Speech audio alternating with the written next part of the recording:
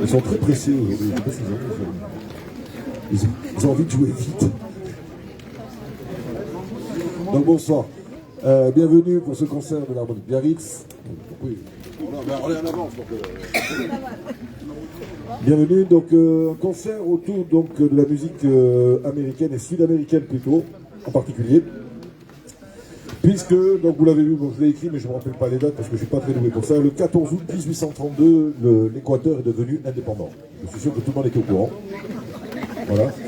En même temps, voilà, vous avez remarqué, c'est même les couleurs, les programmes sont aux couleurs de l'Équateur.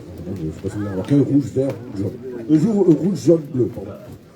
Fatigué, les journées sont longues, vraiment c'est fou.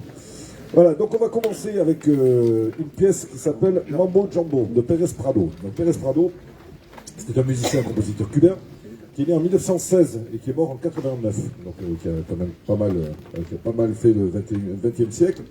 Et donc je vous dis ce que j'ai écrit parce que c'était assez marrant. Il était si strict comme chef d'orchestre que seuls les meilleurs musiciens acceptaient de travailler dans son orchestre. Il devait être insupportable.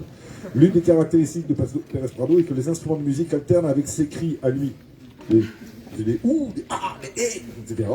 Et qui l'ont rendu célèbre.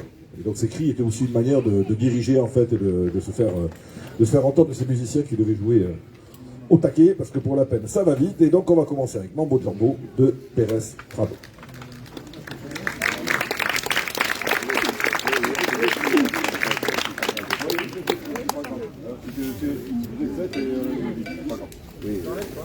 Non, le soir. C'est bon tout le monde? Ça va au fond? Allez, non.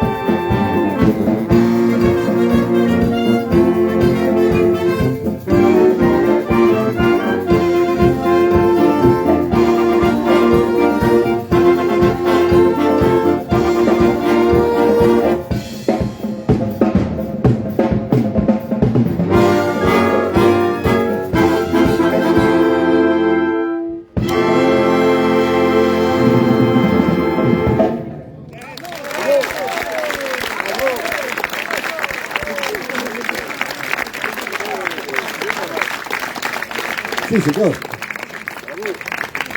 C'est le problème de quand on fait des programmes, qu'on part sur des thématiques comme ça, en fait, on se rend compte après coup que c'est pas un cadeau pour eux.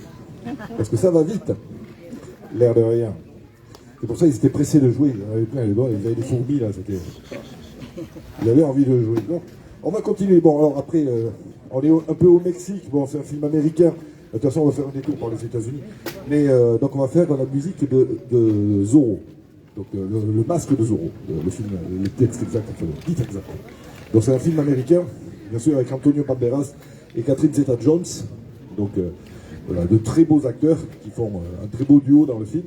Et donc, la musique est de James Horner. Alors, James Horner, il a fait quand même 150 musiques de films. Il est connu en tant que compositeur de musique de film. Par contre, ce que je ne savais pas, c'est qu'il est mort dans un crash d'avion, relativement jeune, puisqu'il avait 62 ans. Et donc, il s'est écrasé avec son avion à côté de Los Angeles. Voilà, donc bon, tout ça pour dire que c'est une musique de James Horner, qu'on va vous faire la musique de Zorro, et qu'on va tâcher de la faire bien. Pas faire. Oui. Bon, très bien, la musique de Zorro.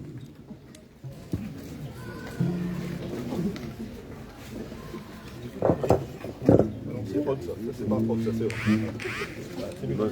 C'est sûr. Il était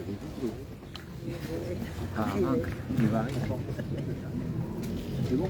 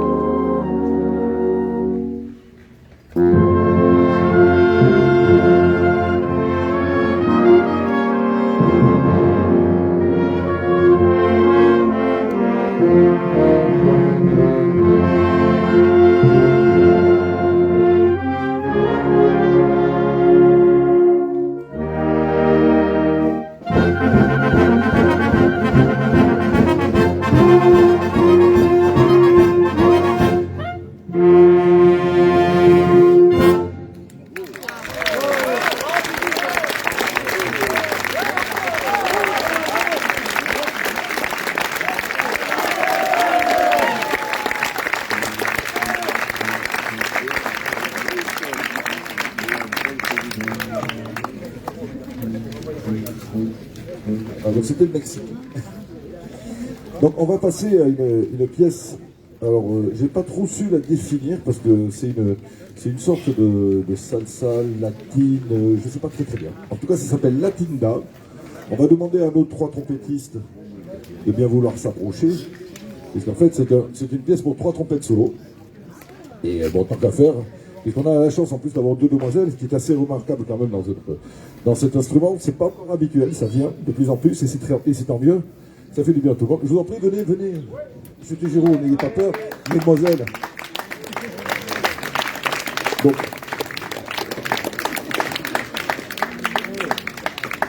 prenez vos pupitres, venez nous voir, ce sera beaucoup mieux.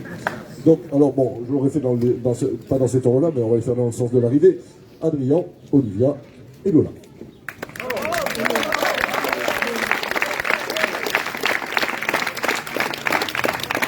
Et donc, on va vous faire une pièce qui s'appelle Latinda. Bon, un compositeur qui, lui, n'a pas l'air très cubain, ou sud-américain, parce qu'elle s'appelle Wim Lasserons. Donc, je pense pas que ce soit, c'est plutôt hollandais ou suédois, des choses comme ça, que cubain ou sud-américain. Mais bon, ça n'empêche pas que c'est une pièce pour 3 trompettes avec nos 3 solistes, Lola, Olivia, Adrien, dans l'ordre.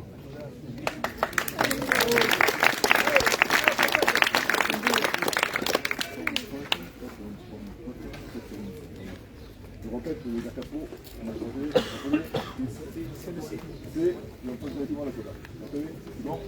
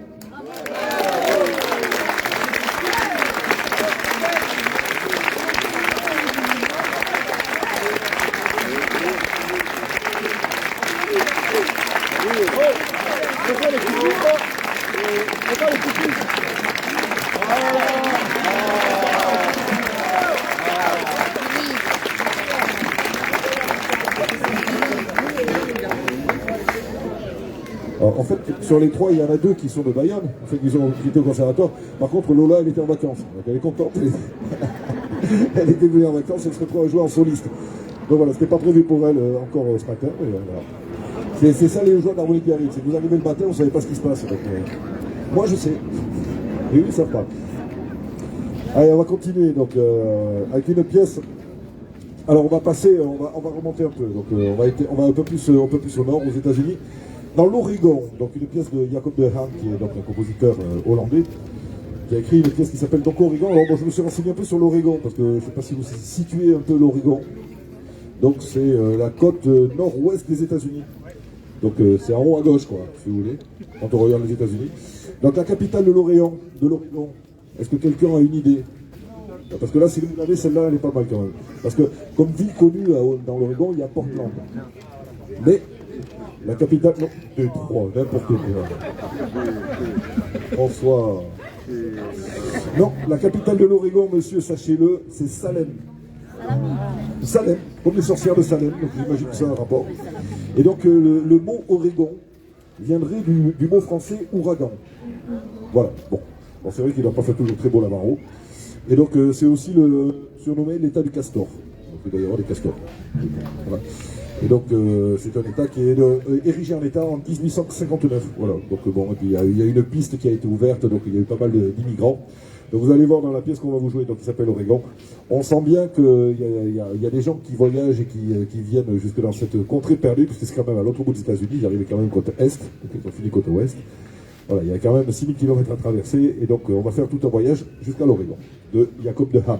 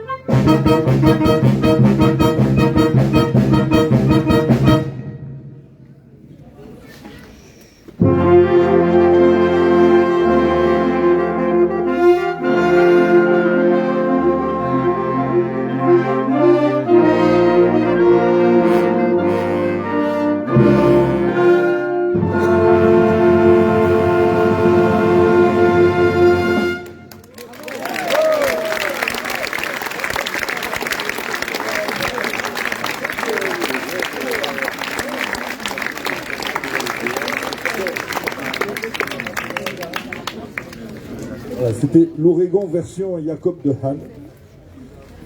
Donc c'était un long voyage à travers les États-Unis. J'avais perdu mon petit papier. Parce que là, on va jouer une pièce qui s'appelle Fiesta Tropicale. Alors, tropique, il y a pas mal de choses. Donc, il y a plusieurs pièces. Donc, il y a une première pièce qui s'appelle Oye Como Va. Et qui s'appelle donc Oye Como Va. Et donc, c'est de Tito Puente. Et a été enregistré surtout, celle qui est connue surtout, c'est la version de Carlos Santana, qui en a fait une version très connue. Ensuite, il y en a une que je ne connaissais pas qui s'appelle Quando, Quando, Quando. Je ne sais pas qui sache, mais c'est pas vrai. Et donc, c'est une chanson italienne. Bon, c'est une mélodie italienne la plus connue dans le monde, rivalisant avec celle de Volare. Bon, paraît-il. Bon. Alors, El Comanchero, ça c'est plus connu. Alors c'est rigolo parce qu'on va la faire deux fois. Je m'en suis rendu compte après coup. Donc, mais c'est pas grave parce que les versions n'ont rien à voir. Donc, El Comanchero, ça 43. Et c'est de Rafael Hernandez. Et c'est une guaracha rapide. Donc, c'est une danse latine. Et donc, ça a été enregistré en 46 par Margot Iago et l'orchestre de Antonio Escobar. Voilà. Bon. Moi non plus. Et le dernier, Aquarela do Brasil, qui est plus habituellement appelé Bracheo, qui a été donc qui a été écrite en 1939 et qui est l'une des chansons brésiliennes les plus célèbres que vous allez reconnaître parce que pour la peine elle a été reprise dans des publicités, enfin on l'a dans un peu tout. Donc on va faire Fiesta Tropical qui est arrangé par monsieur Vicente Lopez et donc avec Oye Como Va, Quando, Quando, Quando, El Comanchero et Bracheo. Oui. Oui. Pas trop vite. On va faire ça tout de suite.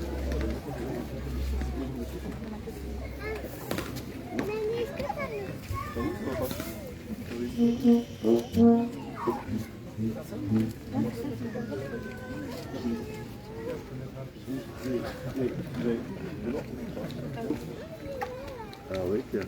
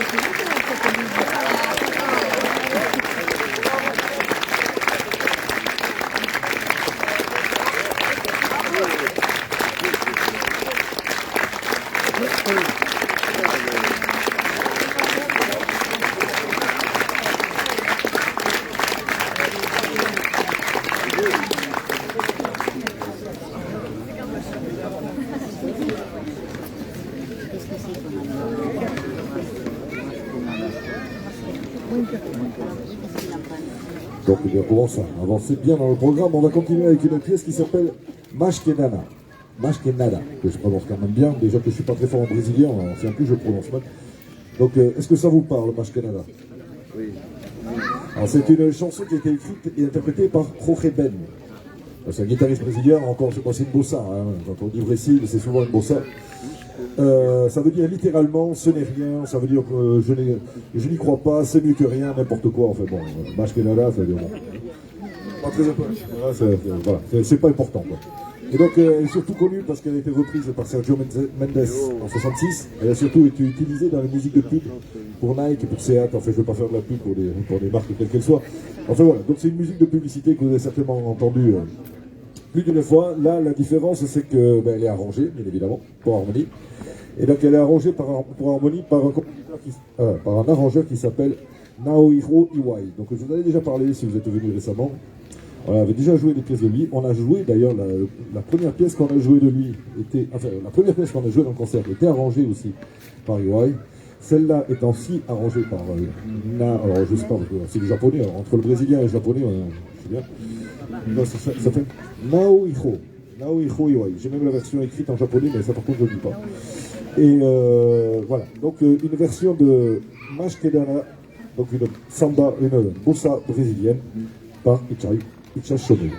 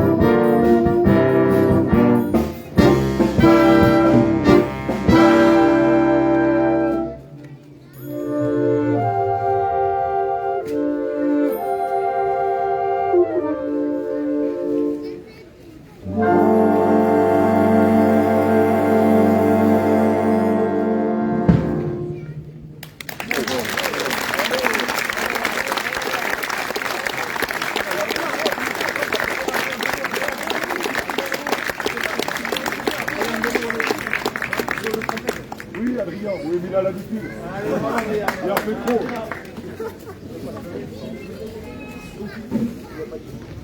Donc en fait, je suis en train de me rendre compte que j'ai prévu un peu court, exceptionnellement. D'habitude, je suis trop long dans le programme. Bah écoutez, pour une fois, je suis un peu trop court. Mais bon, j'espère que vous ne en voudrez pas trop. Parce que pour la peine, ils n'ont pas chômé. Vous allez voir qu'avec le dernier morceau qu'on a préparé, on a pour la peine, on a parlé du Comanchero tout à l'heure. Donc on va refaire une version du Comanchero, mais c'est pas la même. Celle-là, c'est donc toujours de Naori Iwai. C'est son prénom, j'y arriverai pas, je crois.